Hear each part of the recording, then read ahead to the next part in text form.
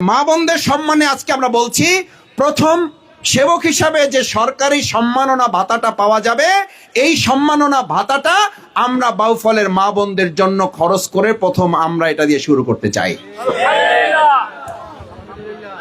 এই ভাতার পরিমাণটা কত শুনেছি আমি জানি না,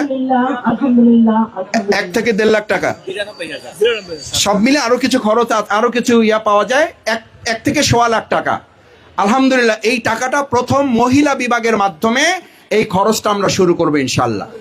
কারণ আমাদের বিজয়টা শুরু হয়েছে আমাদের ভাইদের দিয়ে না, শুরু হয়েছে কাদের দিয়া? আলহামদুলিল্লাহ, আমাদের প্রথম সম্মানীটা আমরা মা বোনদের হাতে তুলে দেব।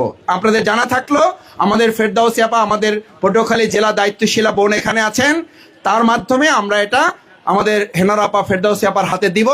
আপনারা আপনাদের চিন্তার আলোকে যারা এটা ন্যায্যতার ভিত্তিতে প্রাপ্য, তাদের হাতে আপনারা ইফতার বলেন, সেহরি বলেন, যেটা বলেন সেটা আপনারা তাদের কাছে পৌঁছে দেবেন ইনশাআল্লাহ।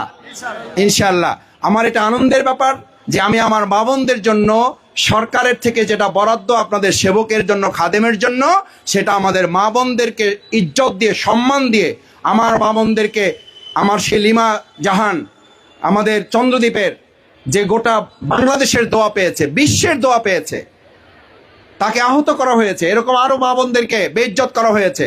বাউফল কলেজে আমার মা বোনদেরকে লাঞ্ছিত করা হয়েছে গণভোট চাওয়ার জন্য, ভোট চাওয়ার জন্য।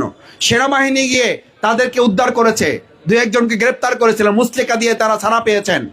আমরা চাই আমাদের নির্যাতিত, অবহেলিত, বঞ্চিত এই শব্দ থেকে আমাদের মা বোনদেরকে উঠিয়ে নিয়ে এসে সম্মান, ইজ্জত এবং মর্যাদার জায়গায় আমাদের মা বোনেরা স্থান পাবে ইনশাআল্লাহ।